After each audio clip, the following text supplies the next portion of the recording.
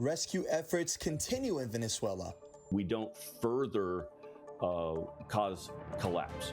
Following two major earthquakes from Wednesday. The official closure of the Alligator Alcatraz fulfilled the role that it was designed to serve. Everglades says goodbye to its detention facility. And a Hollywood star takes on a role that hits close to home. The openness of so much that's so personal. These stories and more coming up on Newsbreak. Hello, South Florida. I'm Enzo Paso. And I'm Palestiniana. Today is Friday, June 26, 2026. Live from the Lee Caplin School of Journalism and Media in North Miami, this is Caplin News. And the rescuing efforts continue in Venezuela as the death toll increases. The huge-scale destruction in Venezuela is coming to light after the country was hit with back-to-back earthquakes, including its biggest in more than 100 years. So far, the Venezuelan government has confirmed that over 500 people are dead and thousands more injured. Caplin's Jen Agostino has the story. Recovery efforts are continuing in Venezuela after two powerful earthquakes struck the country Wednesday. The death toll has climbed to around 235 people, with more than 4,300 others injured. Officials warn those numbers could continue to rise as search and rescue teams work around the clock to reach some of the hardest hit communities. The first step is to assess the building to assure that in trying to gain access to a building, we don't further cause collapse. So we want to take that cautionary approach, but absolutely get there as fast as we can. Volunteers are clearing debris in Caracas and the nearby state of La Guaira, along with delivering food, water, and emergency supplies to those who have been forced to flee their homes. Rescue personnel are still on the ground searching collapsed buildings for more survivors. International support is also continuing to grow, with Mexico having already sent rescue workers and humanitarian aid to Venezuela. Meanwhile, the United States has publicly announced that it will be sending search and rescue teams to help with the ongoing recovery efforts. We're going to, by the way, help them with their big. They had a tremendous earthquake last night that you read about, massive in Caracas. But we're going to help them out. These recovery efforts are expected to continue in the days ahead as rescue crews search for survivors and officials work to assess the full extent of the damages. For Caplin News, I am Gianna Agostino. Bad news this morning for Haitians in the U.S. with temporary protection status, or TPS. The Supreme Court yesterday ruled in a major TPS case. TPS allows migrants from certain countries facing strife to legally remain and work in the United States under the active designation. The court said the Trump administration could end those protections. Conservative Justice Samuel Alito essentially said the court couldn't review whether the Trump administration had appropriately reviewed the status for Haitians and Syrians. A high-profile closure in South Florida as Governor Ron DeSantis says the state's Alligator Alcatraz detention site has now completed its purpose. The facility was created to hold immigration detainees in the Everglades area. DeSantis says the center helped to remove people he described as dangerous from the United States. Alligator Alcatraz fulfilled the role that it was designed to serve. Today it now has 0 detainees. It has helped remove many dangerous people from the street and get them out of not only the state of Florida, but the United States of America. The governor did not say what the next step will be for the facility, but the announcement marks a major update. An NFL player is in custody here in Florida this morning in connection with a robbery and kidnapping. 23-year-old Terrion Arnold works for the Detroit Lions. He was arrested in Tampa on Wednesday in connection with a robbery and kidnapping. He made his initial court appearance yesterday. He's currently facing felony charges that could lead to a life sentence if he is convicted. Arnold currently denies all allegations. As we say here at FIU, Paul's up. An endangered Florida Panther kitten is getting a second chance after being found sick and alone.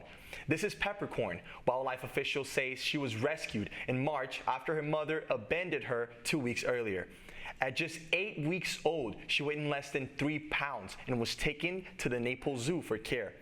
After months of treatment and special feeding plan, Peppercorn is now over 20 pounds. She's doing much better.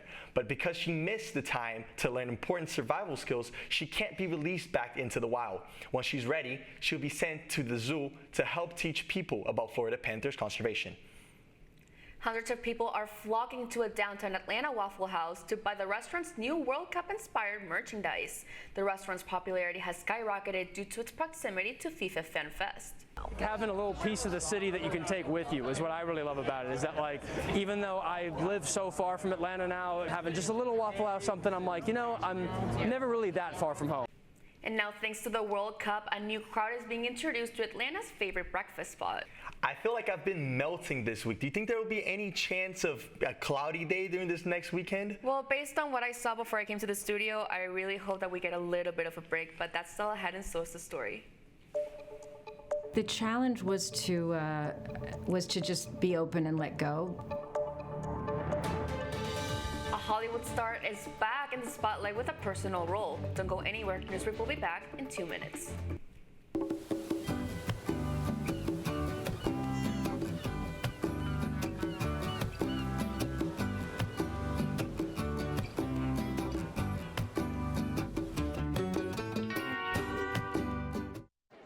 The black truck? Hey, Christina from accounting. Yeah, hi. Hey, I used to date a girl named Christina. Oh, really? Yeah, and then she dumped me for my best friend. You want to see some photos of them that I took? I don't. I thought we talked about this, buddy. Buzzed and overshared again? Yeah. Yeah. I'm gonna call a car. That's a smart idea. So yeah, I know, that's why I did it. Hey, you're gonna get back to the top of the mountain. Does that mean I'm gonna get back with Christina? No. Oh. No.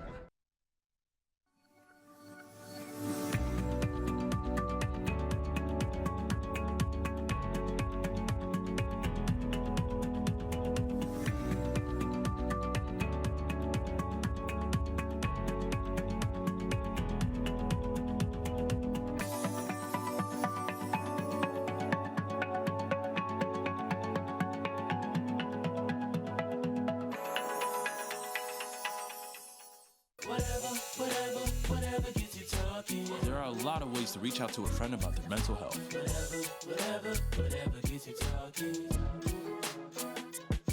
Learn how you can help at seizetheawkward.org. Bill is a family man. He invests his money wisely and provides a good life for his children.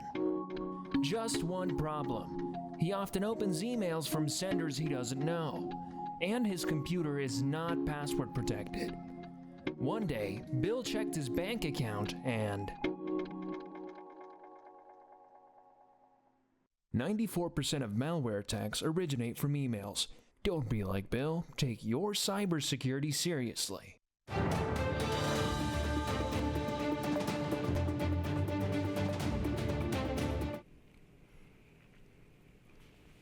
This morning was looking kind of dark and gloomy, but what can we expect for the upcoming weekend? We're hoping for some nice and sunny summer weekends. That's right. Our weather forecaster, Marcus Gordon, let us know what to expect. Good morning, Marcus. Well, for our weekend, we're actually going to see some showers. But currently, it's going to be a good summer day at South Florida. Currently at Miami International Airport, the temperatures are at 87, with our dew point being at 75, with our feels like temperature being at 96, which is later to go into the triple digits later on this day. Hurrying to our current temperatures across South Florida, we could see low 80s right now with mids, and going down, further down, we could see even higher 80s with Miami and Kendall at 87. Going down to the Keys, we see that Marathon's at 85 and Key West is at 88. Checking our live radar, we see approaching thunderstorms going up into the Boca, into the Palm Beach County area, and then going into the, as you could see, the Broward County and and Miami-Dade area. We are seeing some thunderstorms happening, and then going down to the Keys, we see some passing storms actually happening, which have since crossed and now have dried up since then. For tropics, we're seeing that there's nothing expected for the next 7 days. And resuming back into our marine forecast or our local weather, we're seeing the winds are approaching from the southeast at 10 to 15 knots with their seas to 1 to 2 feet with a moderate chop, and our rip current threat actually being moderate this time. And then going to today's forecast, we're going to see that temperatures are peaking at 90 with some scattered storms with a 30% chance of rain. And then going to tonight, temperatures are going to dip to 81 with some isolated showers with a 20% 50% chance of rain. And then for our World Cup day with Portugal versus Colombia, we're going to see some scattered storms with a 30% chance of rain, with temperatures peaking at 90.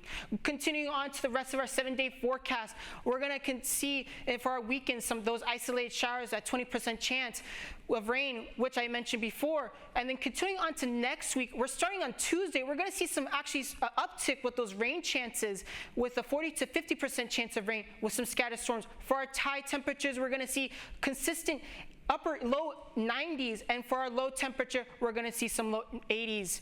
And that is all for our weather today, and we'll be right back.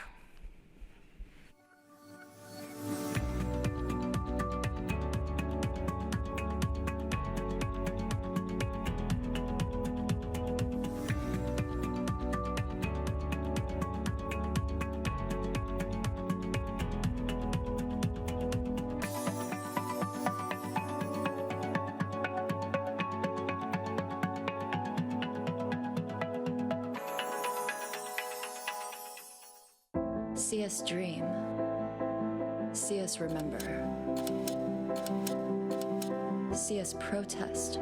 You matter. Your feelings matter. Your identity matters. Everything about who you are matters. See us fight back. See us rebuild. See us shatter stereotypes. See us inspire. See us united. See us now. There are 16 million children struggling with hunger in America. That's 1 in 5 daughters, sons, neighbors, and classmates who don't know where their next meal is coming from. Yet billions of pounds of good food go to waste every year. It's time we do something about it. Feeding America is a nationwide network of food banks that helps provide meals to millions of kids and families in need. Visit feedingamerica.org to help them feed even more. Together, we can solve hunger. Together, we're feeding America.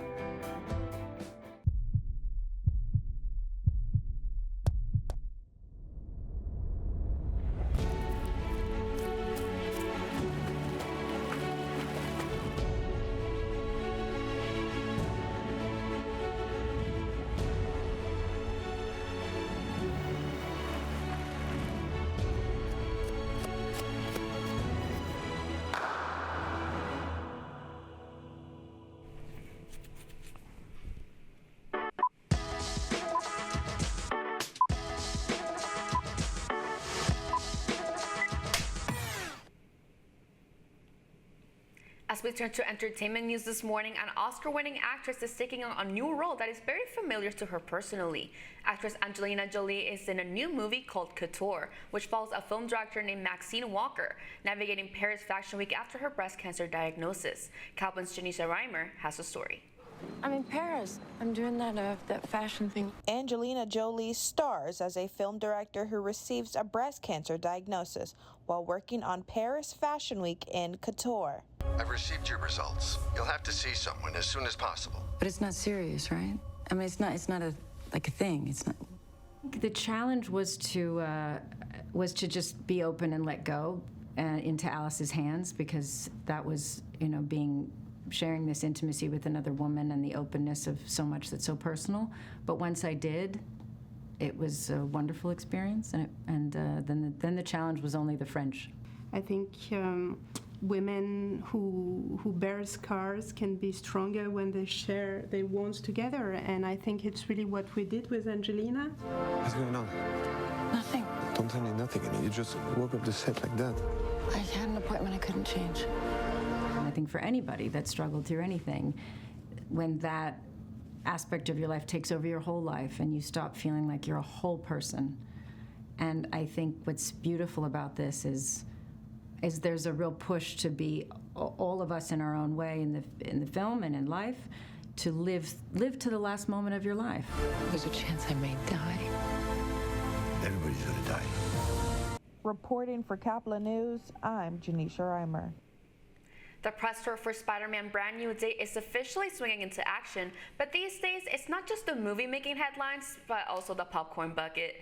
Marvel just dropped a first look at the limited edition popcorn bucket and drink cup, but fans online are not exactly impressed. Many are roasting the translucent design coming out of Spidey's wrists, with others saying it doesn't even look like it can hold too much popcorn.